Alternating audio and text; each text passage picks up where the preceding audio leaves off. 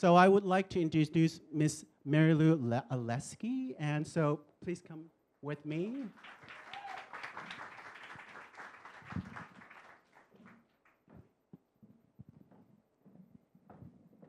It's pretty high up, isn't it? Yeah, it is. Bright and hot.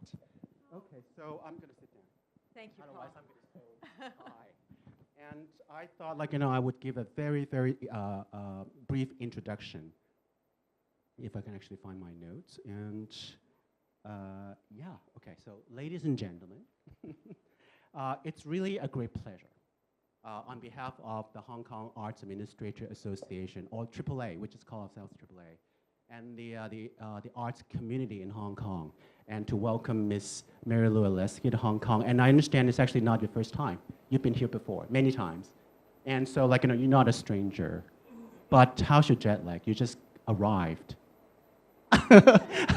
She arrived 5 a.m. this morning. So, it's quite a task to come over tonight. But thank you very much. And a lot of us know Mary Lou, I myself included, through a very well-known and well-attended association by the name the International Society of Performing Arts, or otherwise known as ISPA, ISPA. And yay! And I know, how many of you actually have been to the conferences? Quite a few, actually. 2 hands, okay. So I was there last January. I was telling Mary Lou how cold it was in New York City. I actually had a cold rash, and it was really that cold.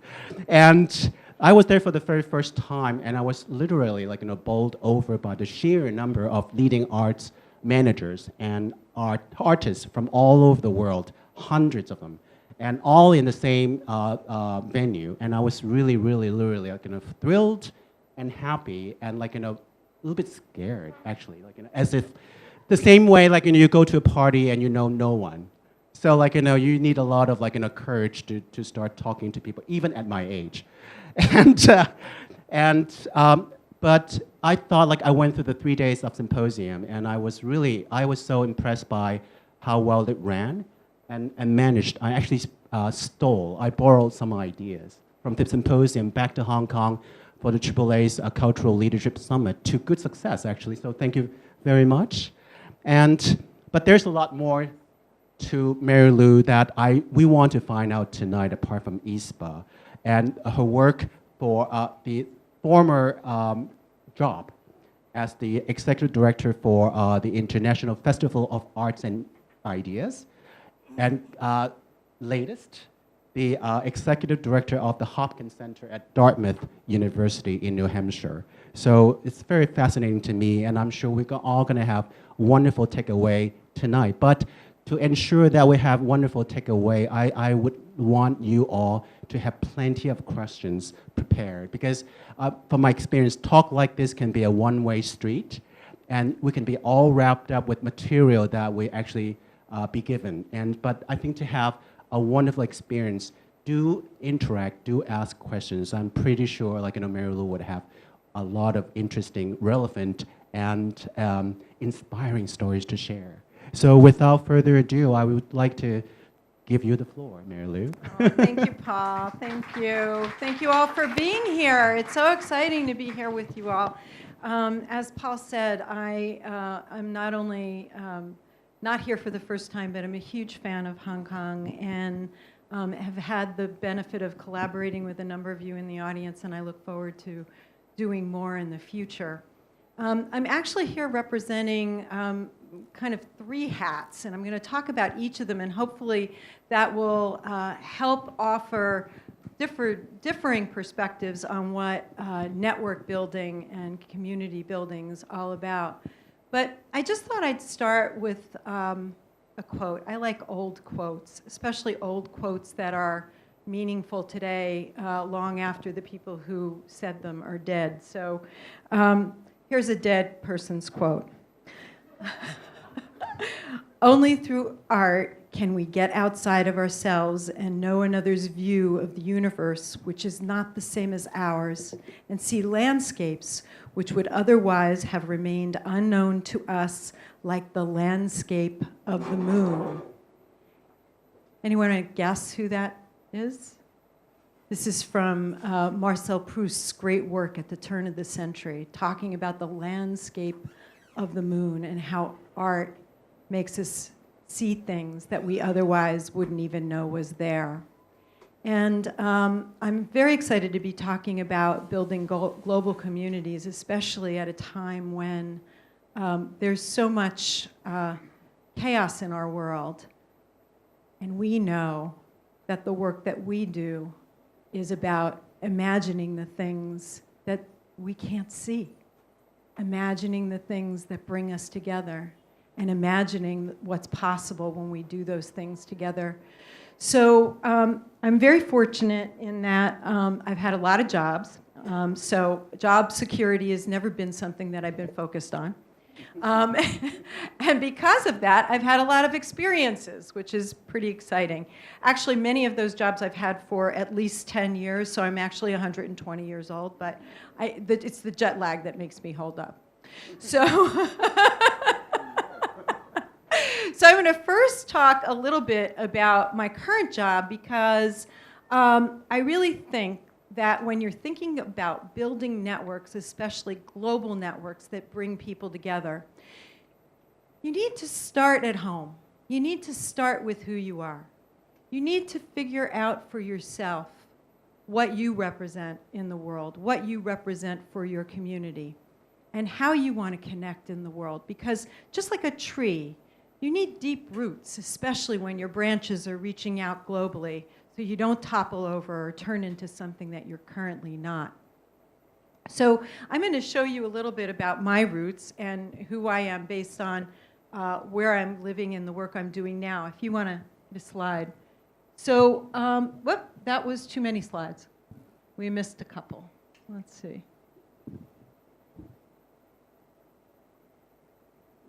So I'm going to keep talking, and at some point in time, the slides will catch up with me. But so I'm living in a place called Hanover, New Hampshire, and that's the home of Dartmouth College. And you go, yeah, that's the first one. Thank you. And that's what it looks like. Pretty amazing, huh? So Dartmouth College is in northern New England. It's one of the Ivy League colleges. It likes to say that it's an Ivy in a league of its own. I think a marketing department wrote that. But the truth of the matter is it kind of is. And why?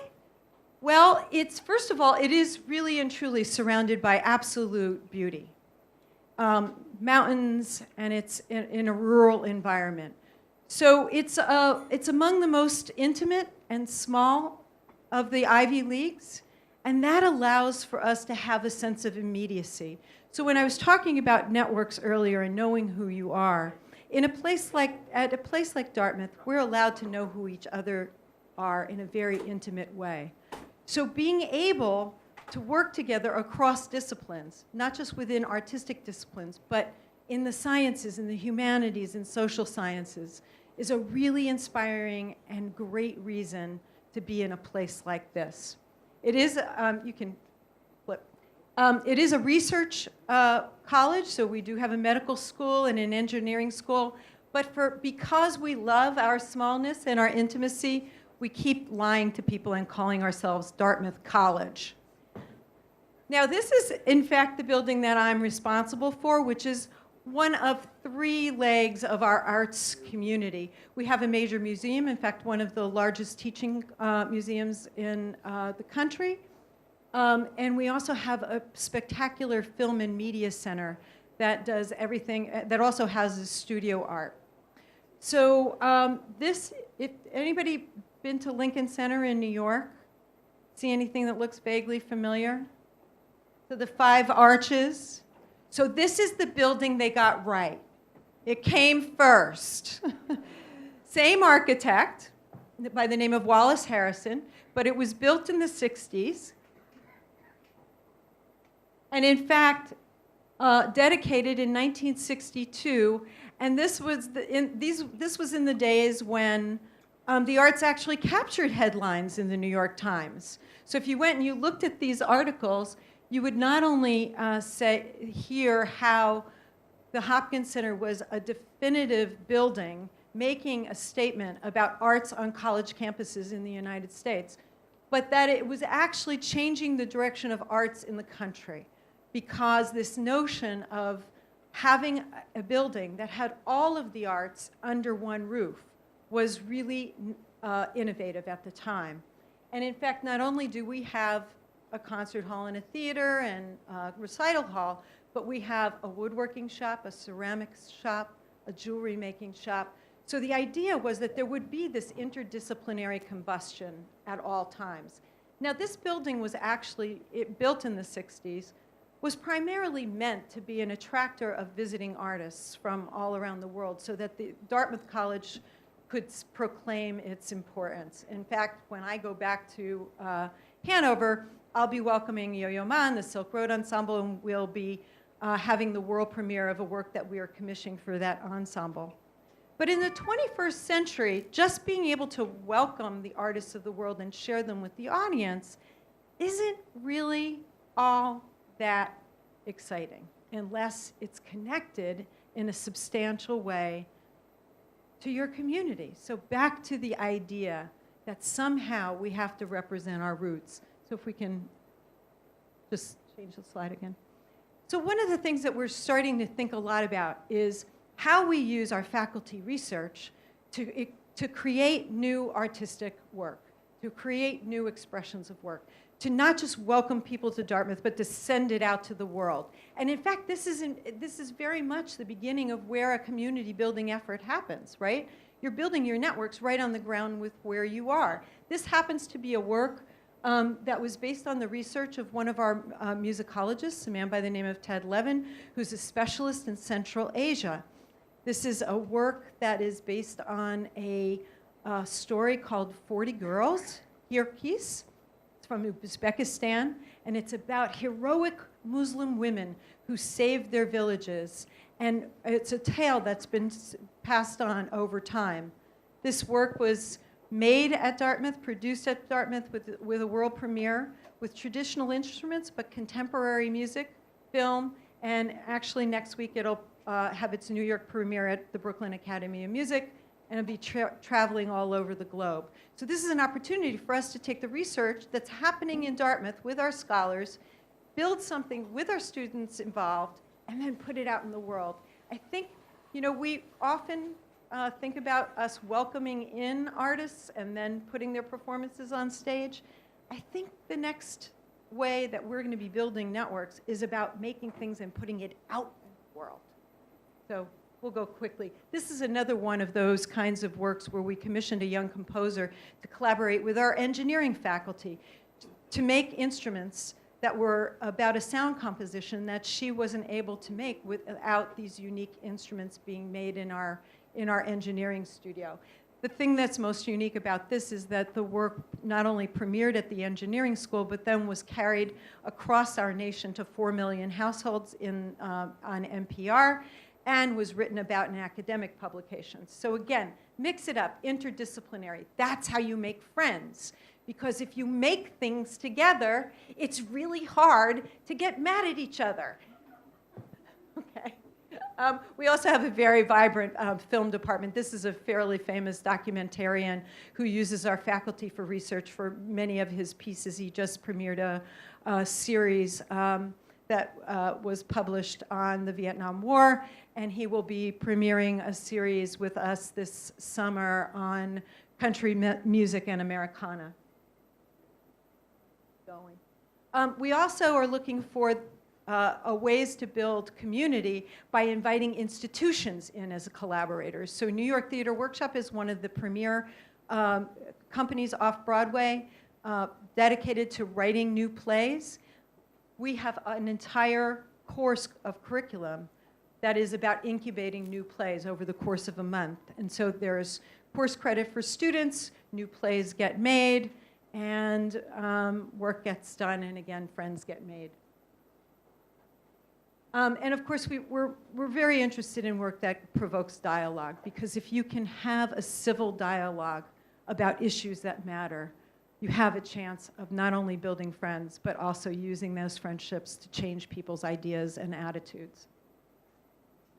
I think you can just flip through the rest of this stuff till we do a lot of family work, outdoor stages, and all of that. And essentially, this is the footprint we had of in the globe just last year, and we hope to grow that.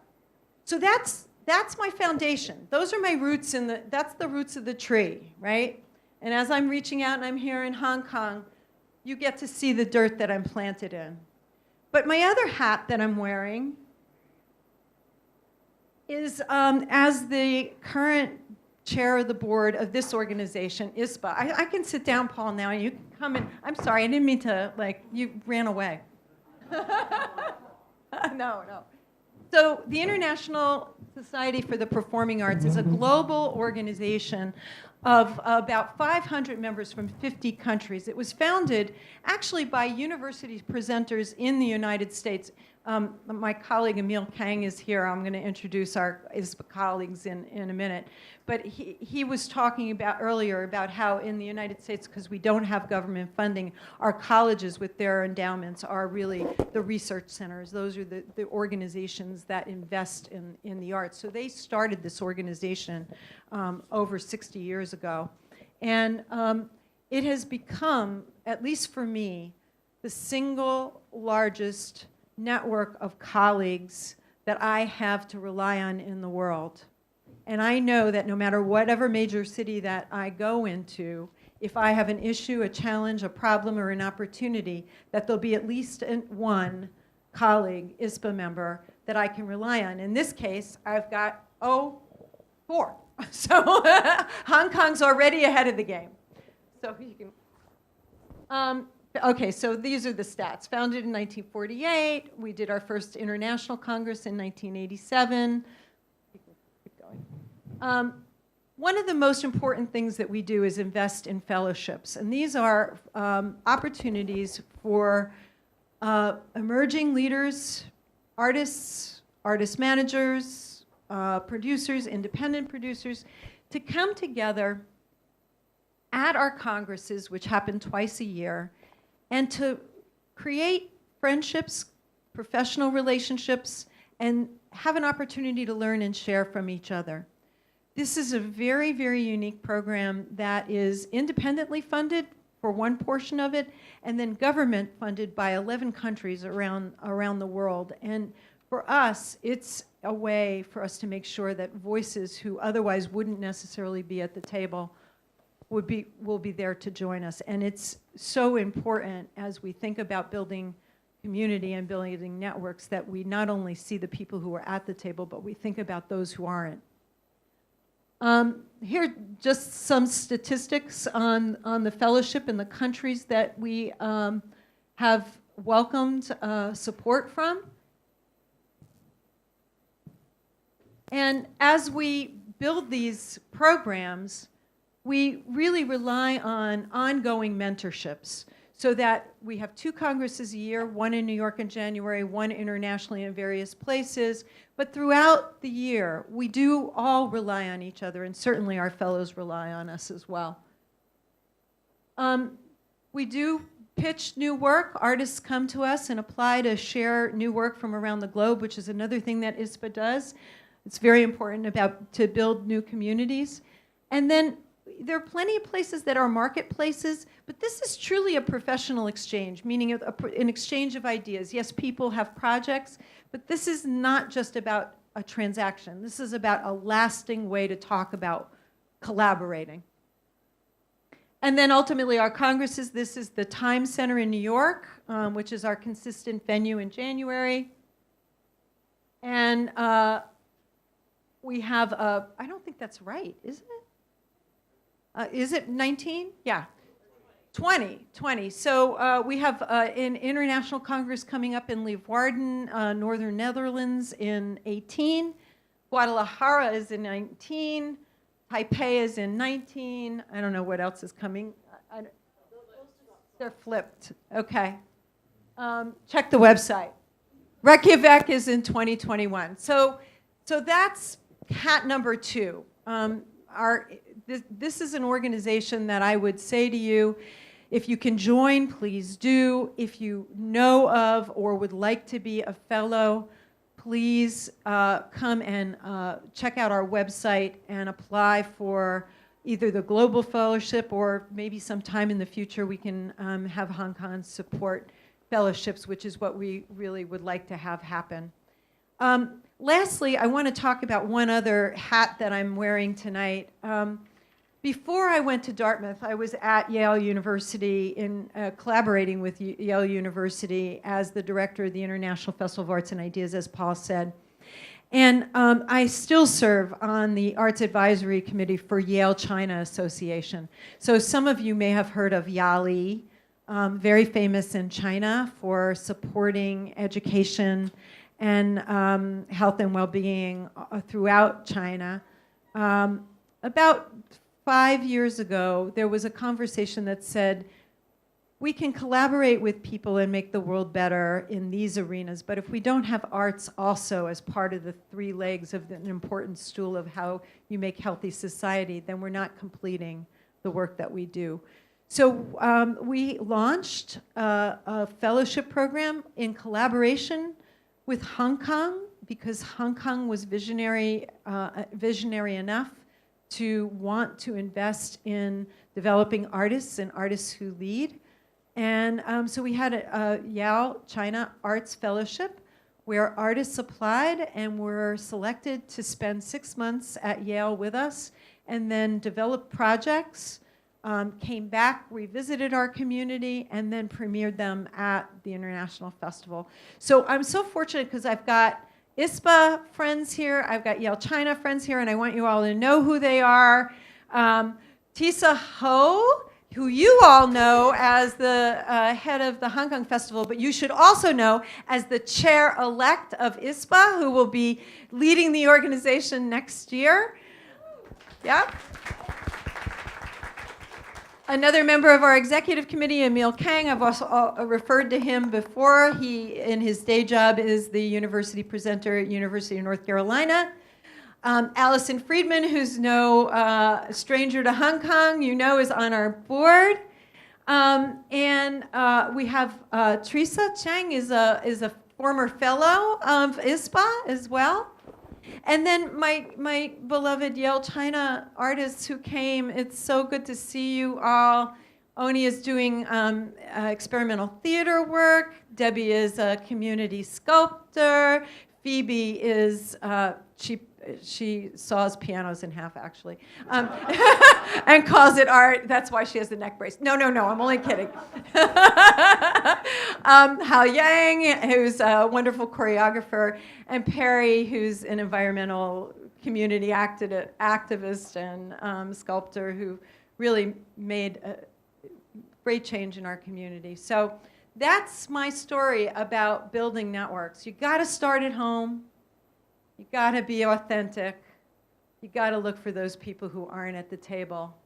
And then it's not just really about a network, which is transactional, but it's really about a community, which is lasting.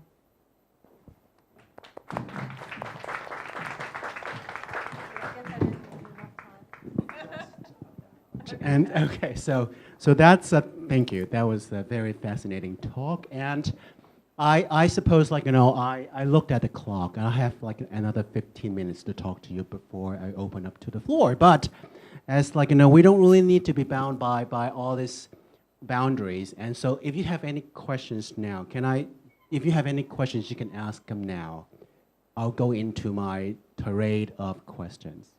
So any questions for now? And, oh, one gentleman.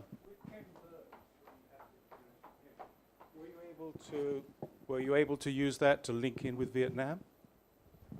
Yes, actually, we had an opportunity to link particularly with our Vietnam veterans.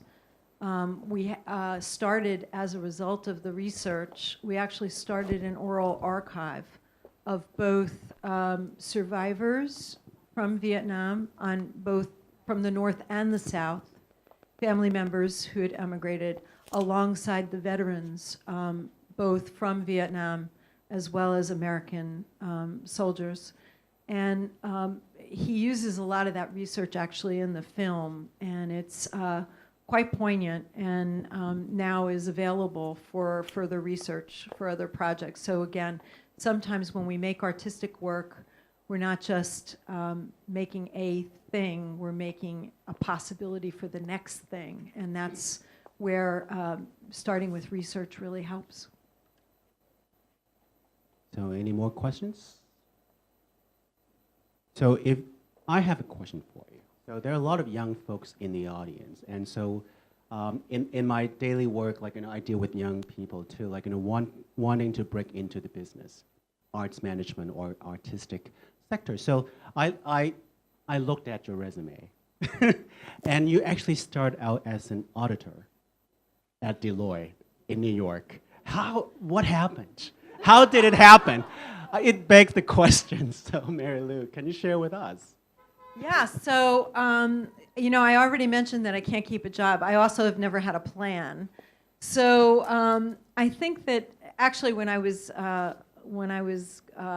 I went to college, I played music, and I always thought that I would pursue a life in music, but the realities of that were not possible in my family, and so I was basically in a position to have to go get a practical job.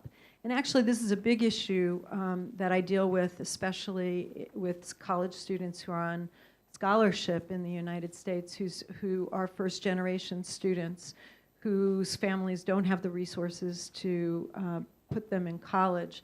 Sometimes it's very hard for them to follow their hearts because of economic pressures or cultural pressures from their families. But, without a plan, sniffing the road ahead, I was fortunate enough to find myself at Deloitte being one of the few people who could talk to the arts clients that they were very happy to cultivate. So I got into the business side of the arts business fairly quickly and followed my nose from there, but yes. And it's actually, I have to say, a business background has never failed me. And knowing, like, how to work with numbers and financial accounting is so important these day and age, right? Yeah, balancing the books, and it's becoming more expensive, like, by the day, staging a production. And so if you don't really know the finances, you're doomed for bankruptcy, really. Yeah. The one thing I would say is that everybody looks at my resume and says, oh, she's a CPA. She's going to balance our books. Well, just because I can count it as a positive as well as a negative. That doesn't mean I can print it. And so, like, as your career progresses, and I was looking at the International Festival of the Arts and Ideas, and I thought it was so interesting because, like, in the world, you have a lot of festivals devoted exclusively to performing arts or books, like, Hay Festival. And so to actually be able to combine both at the same festival, I think that's quite unique, and I understand, like, it's actually modeled after Edinburgh Festival. And so, like, still, like, there are just a handful of festivals in the world that actually, like, straddle both sectors. And I used to work for a small literary organization in Hong Kong by the name Hong Kong International Literary Festival. And promoting books and book talks is always a great challenge, as Tisa knows as well. And so how did you actually, like, bring together these two sides of thought leaders, artistic as well as, like, literary thought leaders, in the same festival? And how did that work? Yeah. So the interesting thing about that particular festival was that it was not founded actually as either an arts or an ideas festival. It was founded as a community change agent. The polarization of the community, the haves of Yale and the have-nots of our neighborhood, was a very oppressive part of what was happening in New Haven in the 90s. And so some community leaders wanted to create unity. I mean, it's the same thing we're talking about. They wanted to build community. And when your intention is building community, it's important to understand context. So the ideas portion of our festival became the way in which we helped all people illuminate the artistic experience for themselves. So whether that was a thematic talk that related to a particular artistic process, or a political talk that related to a theme that was embedded in a work that we were presenting, there was always an intention of having one thing illuminate the other. And you know, we live in a fairly complicated time, and there are many, many different perspectives around any particular community. So from our perspective, as many avenues in that you could provide, whether that was through books or topics or talks, it was about demystifying the academy and making people feel comfortable with what they were experiencing, whether it was an idea or it was an artistic project. And I saw, like, you know, the names, like, you know, on the roster. You had Yo-Yo Ma, you had Salman Rushdie, and you had Spike Lee. Not in the same year, though, right? No, Different years? Yeah, no, it was Spike was actually with us 3 times. Yeah, and for different reasons. I mean, that's the other thing when you think about arts and ideas. For the artists in the room, do you ever make art without having an idea? Right? It's probably not going to happen, right? So sometimes we don't really give our artists a chance to express to us what motivates them, and this is a way in which we could do that. In fact, Spike was with us with his documentary, When the Levees Broke, not as a filmmaker, but as a narrator to the score, which was premiered with us in live performance by Terence Blanchard. Okay, so now you with Dartmouth, and you're running a university-based art center. So how is the transition so far?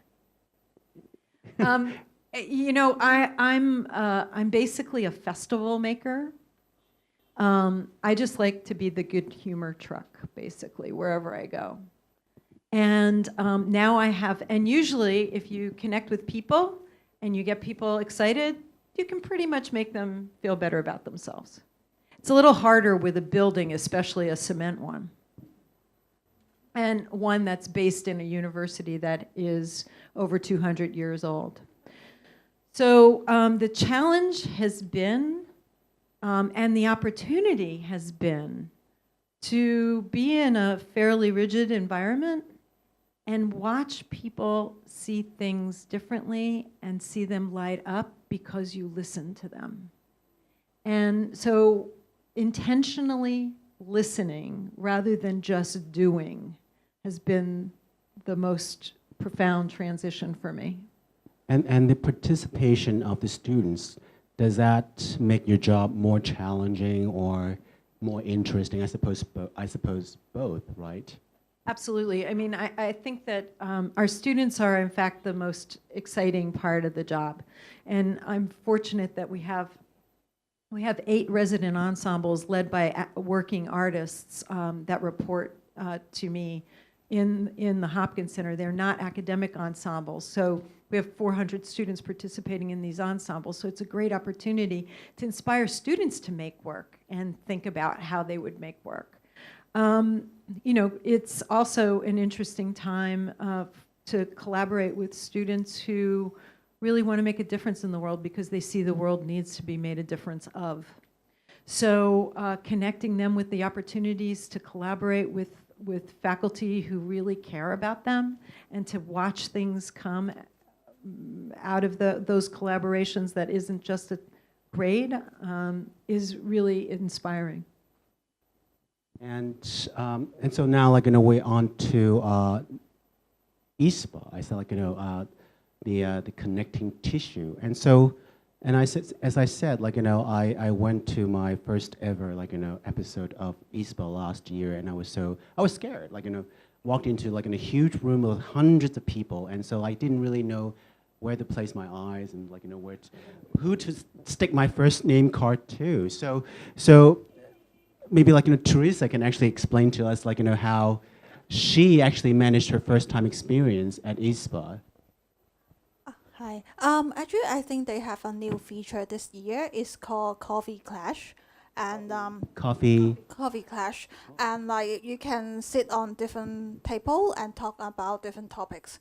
And I walk into the table called something about politics and arts, like how political instability affect the arts. And I found it really interesting because people from Hong Kong and Australia and the States and Africa, they all face like different aspect of this issue. So I just think like ISPA is the most connected and well-organized conference I've ever been.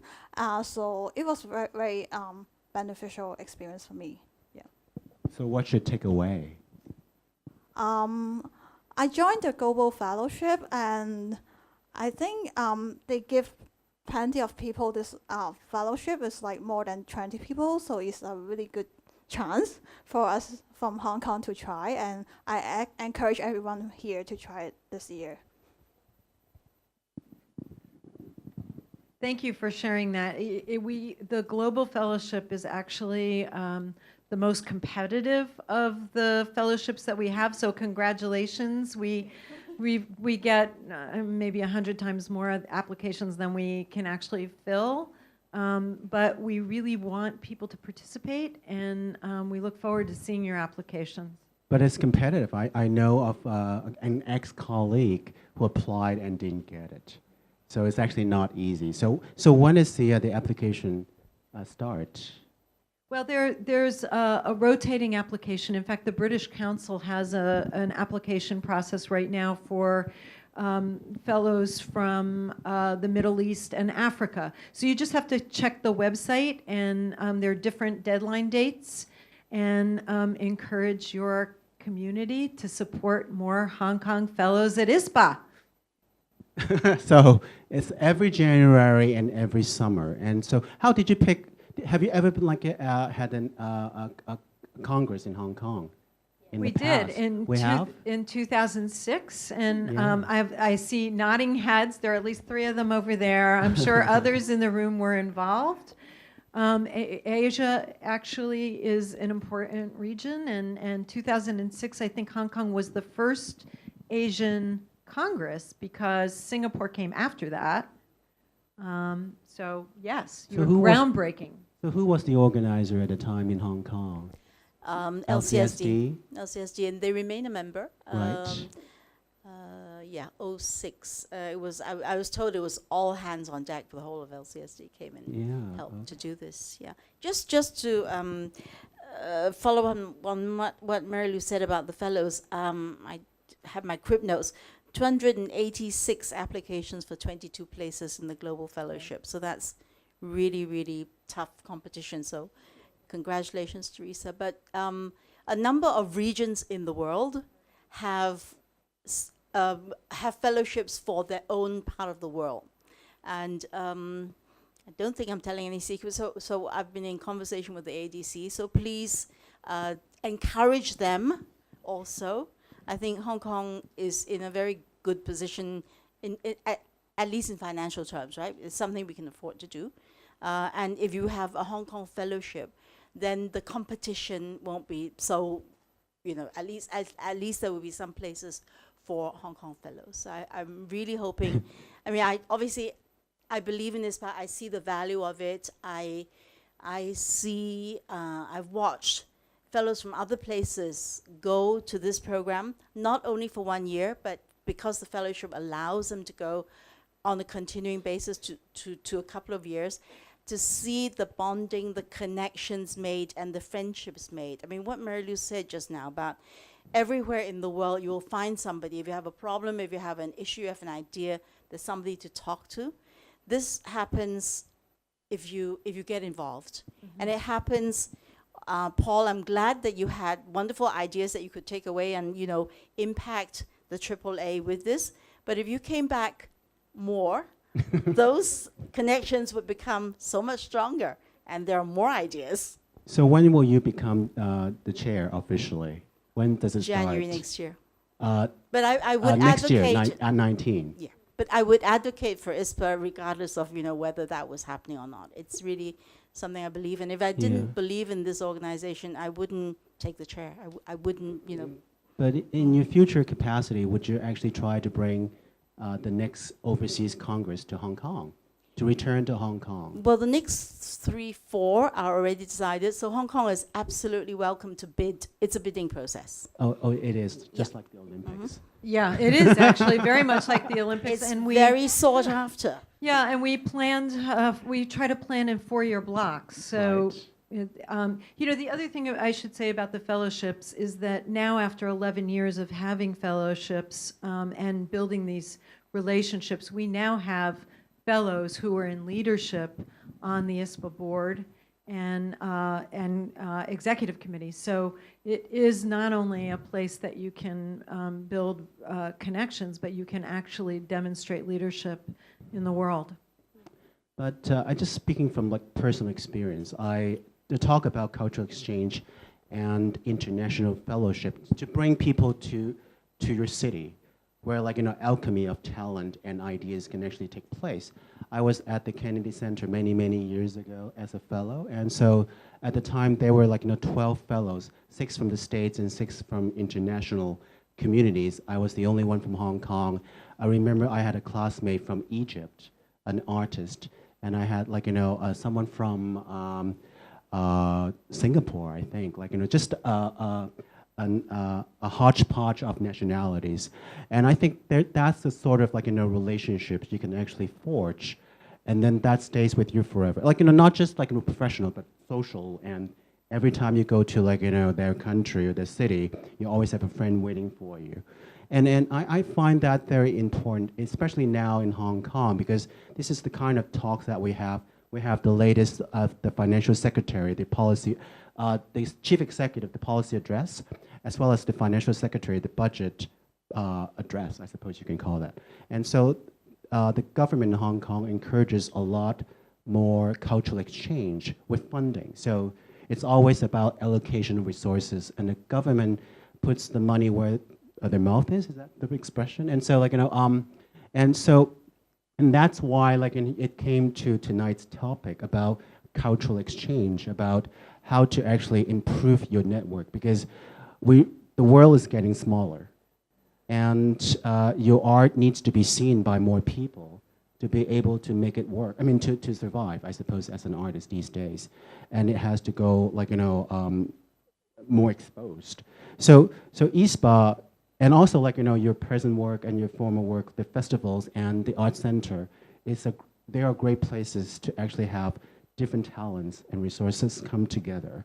And so and I believe Tisa told me the Asian membership on the board, is it a recent thing, or how long has it been to have Asian participation on the board at ISPA? I've been involved for at least for 2 decades, and there's always been some Asian representation. In fact, our first Asian board chair was Benson Pua from Singapore. From Singapore. So, but I have to be honest. 2 decades ago, it was a white male-dominated organization, and Asia wasn't the only omission in terms of the participation, and I too, and I see some of the other women nodding their heads, were walking around wondering who to talk to because it felt like a good old boys club,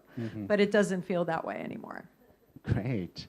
And so what is your advice for artists and arts managers from Hong Kong to try to reach globally?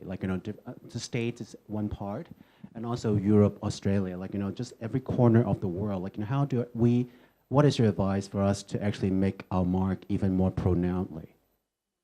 Well, first of all, I think that we have to participate in global networking. It's not an option anymore. It used to be about cultural diplomacy. It used to be about trade and economic development. It is about making our world survive.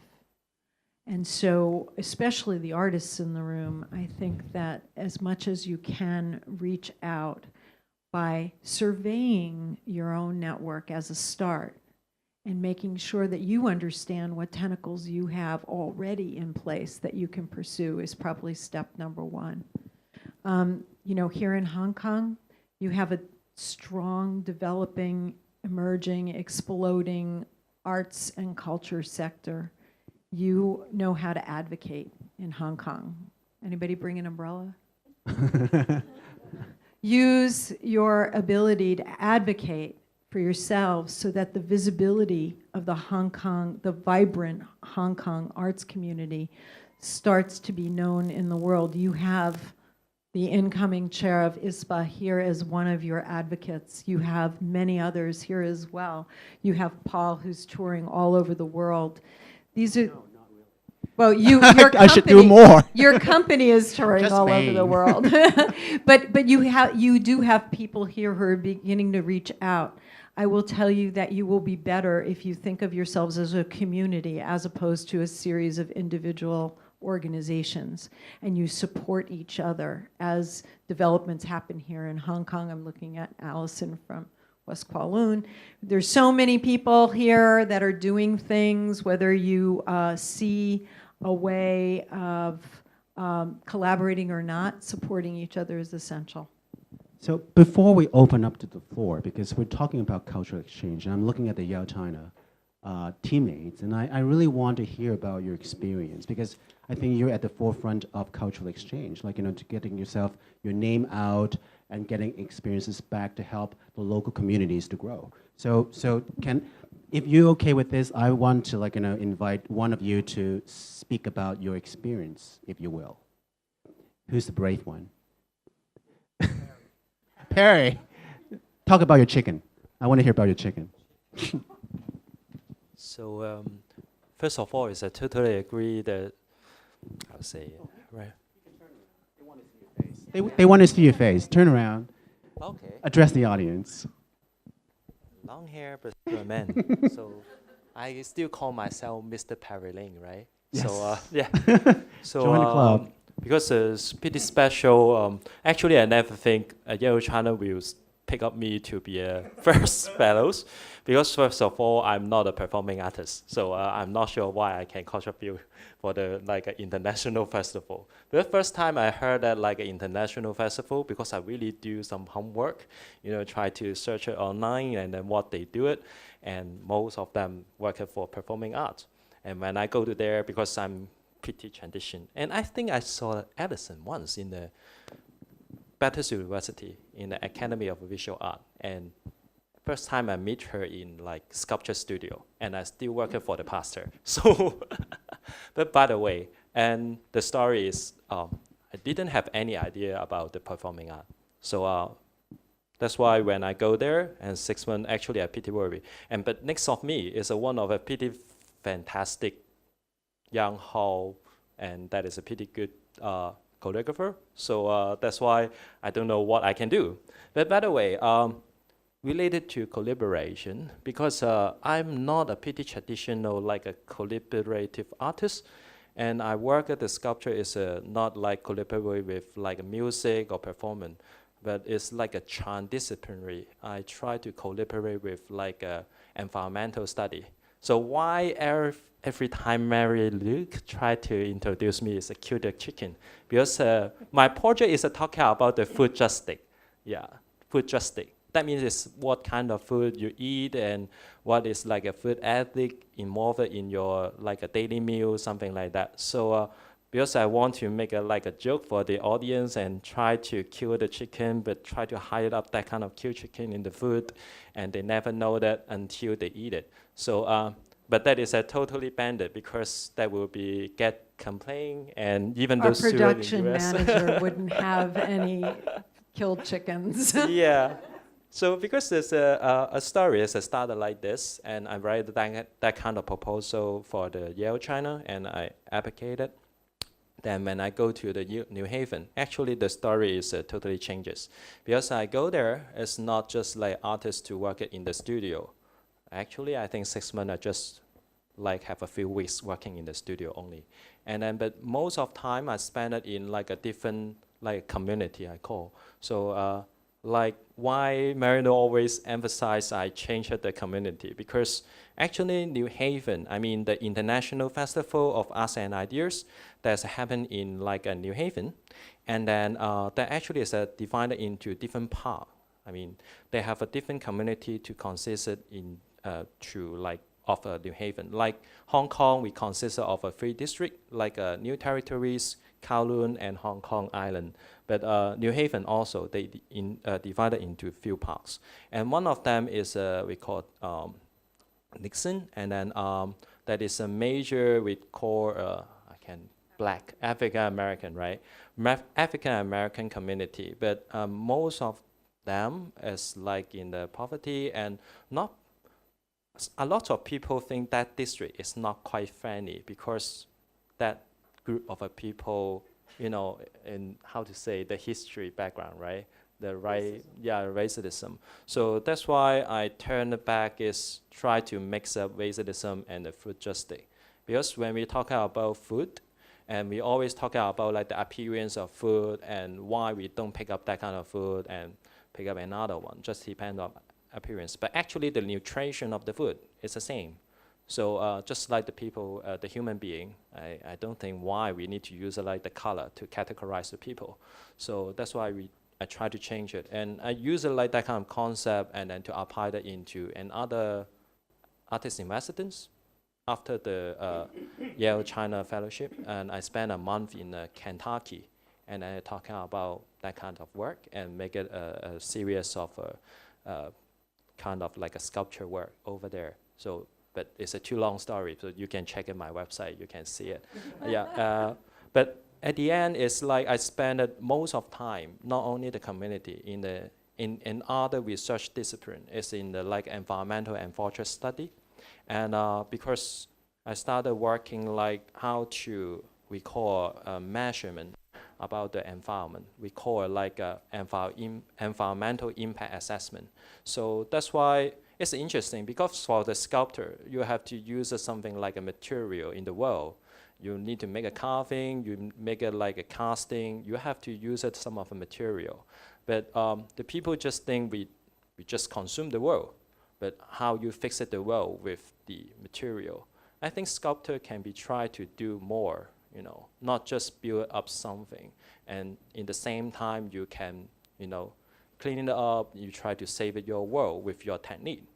Seems impossible, but actually we can do something like that. Just like I back to Hong Kong, so recent years I try to collaborate with a few of the government's department, like coming up the Flower Show in Victoria Park, and I try to collaborate with them. And because actually in Hong Kong, the green wood, that means like the roadside, that is some of a tree, will be cut down because of like the disease or a different of a reason. So they will cut down, but actually no one try to recycle it because involve the technique and involve the like something knowledge and storage. So that's why I try to use like a Hong Kong University facility and the research resource, and then try to collaborate with them, and then try to start like as a wood sculptor, use it like a carving, art design, or like different kinds of like a community art project to we utilize like that kind of wood, and try to really practically to save it like a Hong Kong environment in practical. Thanks, Mary. For an artist, you really like to talk. Wonderful, thank you so much. And so it's hard act to follow, like, you know, such a descriptive experience. And so, like, you know, now I think, like, you know, it's time to open to the floor, and you probably have a lot of questions for Mary Lou, and this is your chance to get to really know her better. So, do I have any question?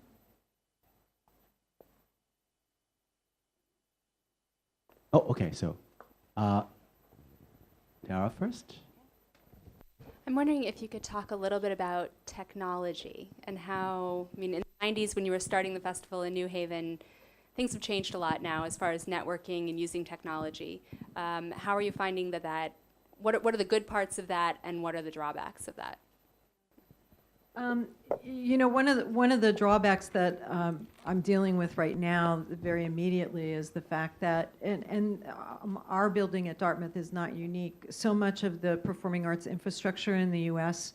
really came to be in the mid-'60s, and while some of them have been adapted, really making for spaces to be as flexible as to accommodate artistic pursuits as vast as what you just heard from Perry, and how you do that either with technology or with augmentation of architecture is, I think it's a national challenge. I really do, and I think that younger people and today's artists are less interested in delivering art in traditional forms, like stage, audience, relationships. So how do we make art more embedded and more immediate by augmenting technology is a real challenge.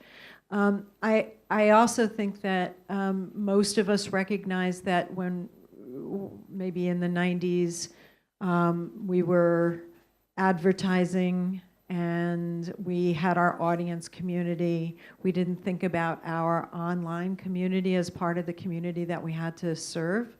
But in fact, it's not a group that we just market to. This is another audience. It's part of our community. In fact, I laugh a lot because now that I've moved to Dartmouth, I have all these people who come up to me and say, I love the Festival of Arts and Ideas. It's really great. And I'd say, well, what did you go see? And they go, oh, I never went. I just watched the videos online. I'm like, you know, what have we done? So, you know, those are just a few of the things that I think technology has done for us and to us. But I do think that as much as we can open the world to participation, the more effective we'll be as a cultural sector. Alice? I have so I'm very happy to listen to Mary Lou and see all these women on board, and I think it's very inspiring for me personally to have women talking like you do, because although you come from a business background, just like me, I do actually, you talk about very human things that I think are really critical for art. And my question is about ISPA. Because I have never been to ISPA, although it's so famous, and everybody, I know I should go, and I plan to go, I hope one day. But I've been to other performing art markets. I think ISPA sounds different. And when I go to performing arts market, I feel a little bit strange that we make a market for art. I don't know what is art, but I don't do it to be in a market. Feeling the competition is also a strange feeling as an artist and as a producer. So I think maybe building these communities internationally is good, especially for producers, because we are the people helping art. It's good to share ideas. But I also have some doubts. I'm questioning for artists to go there and feel the competition and see a kind of international standard. I think there are ways, it's a tightrope to walk to build something positive without damaging some very sensitive human things that are different. I don't know if I make it very clear, but I think there are a lot of things, a lot of new thoughts to have doing this kind of international meetings, and I've never been to ISPA, so I was wondering if some people can share their views on that. First of all, we have very effective arts markets all over the world. We have arts presenters in the US. We have CINARS in Canada. There are South Asia, Asian arts markets. And for some presenters, I think those are very effective ways in very transactional ways to learn a lot about a lot of different people all at once. But the depth of the relationships are not there. And in fact, you're right, they do structure a scenario where you almost have to be in competition with another, because it's not, you don't have the time to be qualitative in communicating your particular characteristic as opposed to another. So ISPA is really not an art, it's not a market. It is an exchange of ideas and a strengthening of our sector through developing relationships. And that's what sets it apart. That's what makes it different. For some artists and for some presenters, I would say that it's changing, but arts markets are effective. But being able to understand the soul of an artist and understand the world around you that influences your work is where ISPA is interested. In fact, my favorite ISPA moments are really not about topics that relate to specific artistic initiatives, but are really about issues that relate to things we're all grappling with in the world and what the impact is on the art. And that we do a lot of. So when you were, now you're a presenter and like at the Festival of Arts and Idea, you also presented. So do you ever go to these markets to shop? I mean, some of your programs.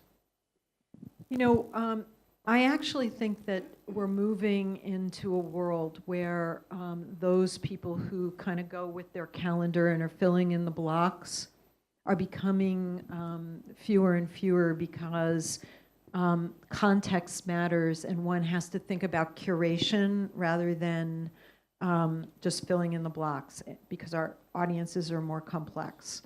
Our world is more complex. Does it happen that a presenting house has to make sure that they have, you know, Joshua Bell every other year and Jazz at Lincoln Center every third year and whatever else? Yeah, I think it still happens, and it's not my favorite part of the business, but in order to balance the audiences and the demands of running a performing arts center, you need a wide range of audiences, and some of them are going to come for those things. Hopefully you find ways to integrate those audiences with more interesting people, but truth be told, it doesn't happen very much. In fact, I used the phrase that had some folks laughing earlier. You know, you go into your concert hall and there's your box of Q-tips, you know, and guess what? Gray-haired people. Gray-haired people. And they deserve art too. And if they deserve they want a particular kind of experience, then that's totally fine. But I think it's not so fine if that's the only thing you do. I was actually in New York that January. I went to see the Mad Opera. And so as you said, like, you know, this room full of people on life support. Oxygen mask. Really? I mean, like, you know, it's actually Nabucco. And so, like, you know, with James Levine and Plaza Domingo. And so just full of old people. And just two blocks away, I went to the New York City's opera, and they did a Candide. And just room full of, like, you know, teenagers. And so I was really hopeful at that time. I thought, like, you know, and the prices were right, because, like, you know, for the New York City opera, Candide is like $20 US. And next door, the Mad Opera was like $200 a ticket. And so a lot of times, like, you know, I think the price point dictates, like, you know, what kind of audiences you have. And you have, if your company has a remit to have accessibility from kids, and then the price points reflects that. And just to go back to my question earlier about, like, you know, whether we all go to the arts market to shop for programs. It sounds pretty bad, but if you go to APAP, it's just like stalls and stalls and stalls of, like, you know, companies waiting to be picked. And so many years ago, like, you know, 15 years ago, I went to my first APAP and I saw Hubbard Street from Chicago, like, in a stall. I thought, God, like, you know, that's a famous dance company, but even if a famous dance company needs to have a presence at arts market like that. And so I think, like, you know, these day and age, just speaking from personal experience, like Hong Kong Ballet, and we go to Europe for a smaller show, but, like, you know, that's how you get presenters to be excited, because they come to your show, they have to see you, especially companies that you never really know about too much previously. They really need to see you. The presenters need to see you. The touring agents need to see you so they can get excited and promote your companies to the rightful presenters. So I think like in this day and age, I suppose it's actually a portfolio of ways. There's not one way to like, get your name across, but there's a portfolio of methods and ways to get yourself across. So that's what I find very interesting, because if there's only one way, it becomes really boring. You just go to the market and then you get yourself sold. But nowadays, you need to actually play some cold calls, and you talk to your agents, and you perform, and they get excited, and so they come to you. So I think like, it's a whole strategy that like, any small, large, medium-sized company can actually sit together and devise. Also, I would say that there's a lot more presenters who are interested in helping work get made. So it's not just about existing work, but if you build a relationship first and it's not about a transaction, then you have an opportunity potentially for a developmental residency or a commission or some other way that a presenter invests in your creative process. So engaging in a relationship first is kind of the best way to get your work known, letting people know where you're going to be performing, what your ideas are, and building that network of people who are interested. And that's why I think it's so good if like ISPA can come to Hong Kong, because it costs a lot of money for our artists to be overseas, to be seen. So if we actually have an ISPA Congress in Hong Kong, and then like all the presenters from all over the world descend in Hong Kong. And then like they get to see our arts and our performances, and that I think that's even like name cards, not even like performances, but name cards. Just strike up a conversation. I think that would actually bring the world to you, and so much easier. You're not letting go of this Hong Kong. No, because right? This is my base, and I want us to prosper. Yeah. So Tisa, it's up to you.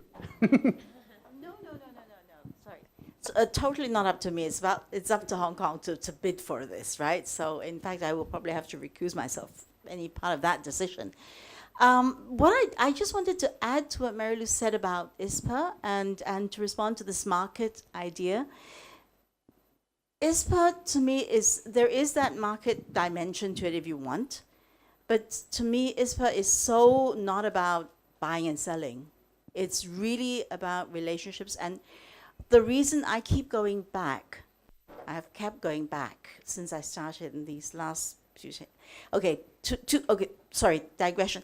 I first went to ISPA when I was very young. There was a time I was very young, and there were all these old men talking to each other, and I thought they're very nice, but this is really not for me, and I stayed away for many, many years. But in the last decade or so, I've come back. I was asked, and I keep going back because ISPA is where you get to discuss ideas that really matter. Things that you don't get the time or the energy to think about on a daily basis. So I learn every time I get there. My head gets, refreshed. And also the other thing I love about ISPA is nobody tells you what you ought to do. I've been in a number of conferences where people have said, an arts festival should, an arts festival ought, an arts festival is, and so what are you doing, right? Nobody ever says that in ISPA. There's curiosity about what you do, and hopefully there's, that works both ways. There's curiosity about each other and their context, that word that Mary Lou used a number of times, and that we will each find our own answers. We each have our own questions. There are some big questions that we all share, like the state of the world and, where the heck are we all going? Big questions. And technology and what's happening in our sector, those things that we don't often get the luxury of sitting down and thinking about. But also thinking about with some of the best minds, some of the really exciting people in our sector. So that's why I keep going back, because I learn. It helps me think. And that's why, also I'm happy to contribute. But it gives me so much more than I give it back. And I love this.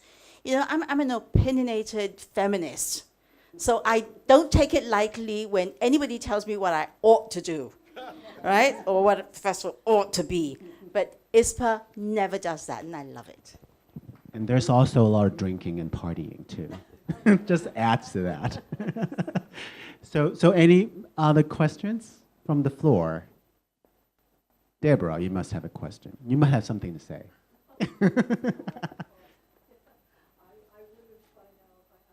Okay, Josephine. Mary Lou, what do you see are the future possibilities and opportunities for more cultural exchange or cross-cultural collaboration between the United States and Hong Kong, China? You know, my experience has been that there is a lot of interest on both sides. I don't know to what extent there is awareness of the rich cultural opportunities in Hong Kong among the United States more broadly. I think that the more that U.S. presenters know about the work that's happening here, you know, you don't have to host a whole Congress. I'm gonna go back to this, right? So I think one of the things that we're trying to do with ISPA is have regional meetings, which are also which are smaller, less smaller undertakings.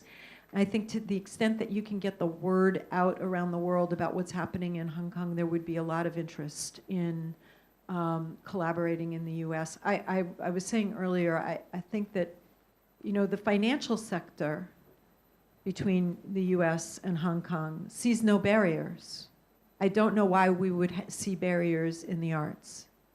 So we just have to be more intentional about it. And, you know, we cooked up this crazy plan with Yale China, and the next thing you know, we made art, and that art has affected communities in the U.S. and communities in Hong Kong. So it's just a matter of having the will to find each other. We'll take one more question before we all go to dinner. So any more questions? I'll take one more question. Okay, one last question.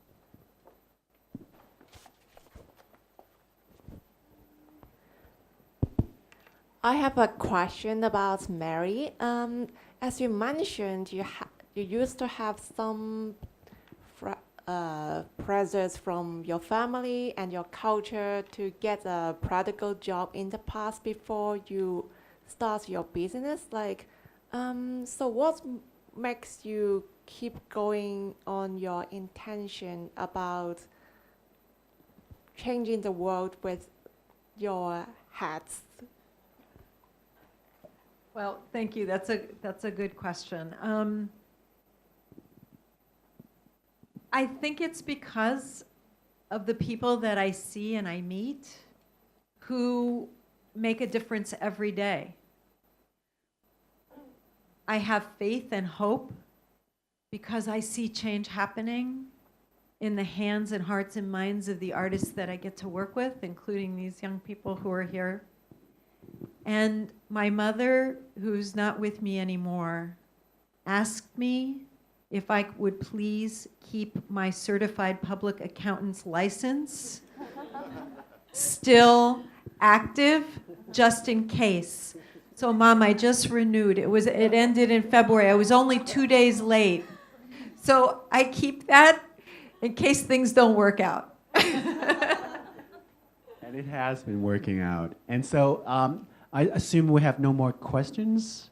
If we have no more questions, I just want to give my thanks on behalf of the AAA and like our audiences tonight to Mary Lou on a very a long flight from New York, from where? Boston, and all the way and 5 a.m. and now you're still up and talking. So thank you so much.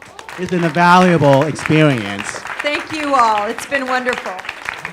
And I would invite all of you, I know Mary Lou's going to say that, but I would invite you all to go to ISPA this coming January, this summer. Where is that? So it's in Leeuwarden, which is in the north of the Netherlands. It's a very interesting place because it's part of what's called Friesland. And it has a different language and a different culture than the rest of the Netherlands. And it's somewhat rural and on the water, and it's in The Holland Festival will be going on, and the Oterel Festival as well. So there will be lots of things to do. Great, beautiful. And so also to Dartmouth. Yes, come Hopkins see me Center. in Dartmouth. If you Beautiful. like snow, come in the winter. If you don't come in the winter. Okay. So thank you so very much, and thank you for everyone in the audience tonight. Thank you.